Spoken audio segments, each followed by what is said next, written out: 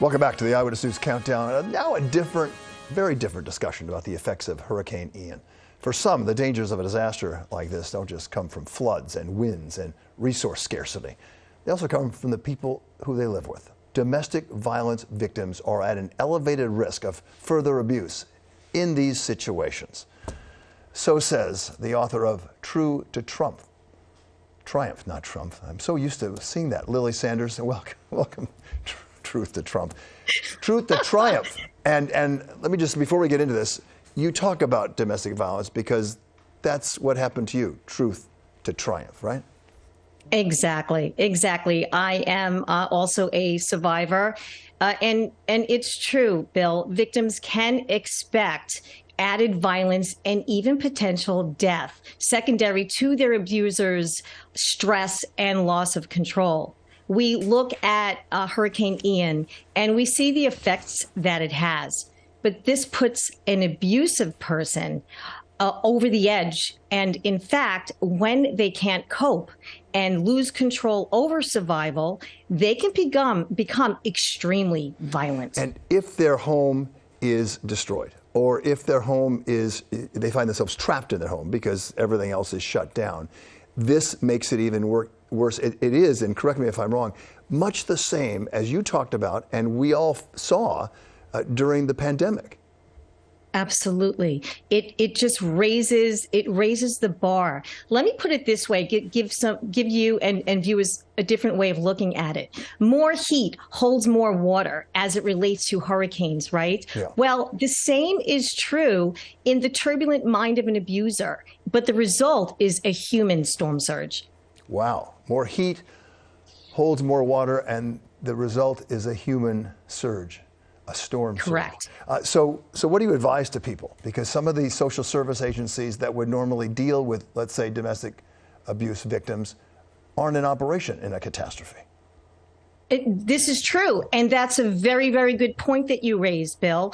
And one should ponder that. And what is also very relevant is just like the aftermath of any storm, don't let your guard down. As things quiet, expect post-stress behavior, prepare an effective exit plan. And as a victim, your choice to be proactive really can save your life and that of your children's. Right. So I want to bring that up, too, because a lot of victims have children there in the catastrophe home where there's a catastrophe because of the domestic situation, but also a catastrophe because they were in the middle of a hurricane. And even if their house is still standing, there's still sort of disaster all the way around. What do you advise women who are grappling with that? There's no place to go. They have to deal with their children and keep them happy and healthy. Completely.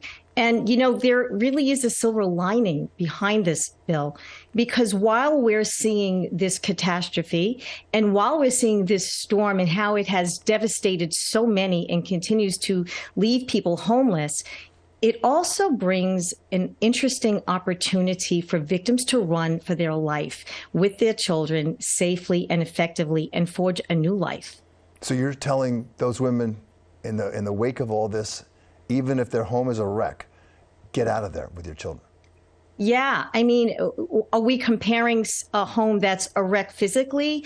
And when we compare that to what's going on inside closed walls, really the better choice is go forge a new life, step up. I would advise women step up, set high standards for yourself and for your children, have that hope, forge a new life, and make this the last domestic storm that you ever have to weather. We only have about 30 seconds left. Is that what happened in the aftermath of the pandemic? Did you see eventually more people going to counseling and going to shelters?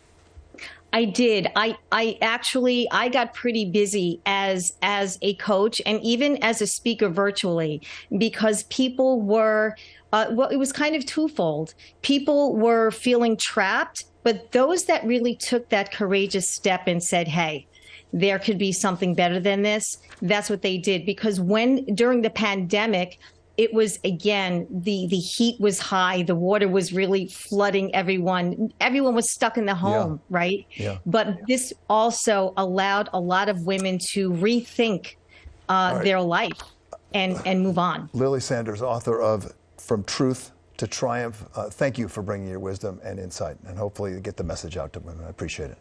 Take care. And that wraps this edition for the Eyewitness News Countdown. Thank you for joining us. I'm Bill Ritter.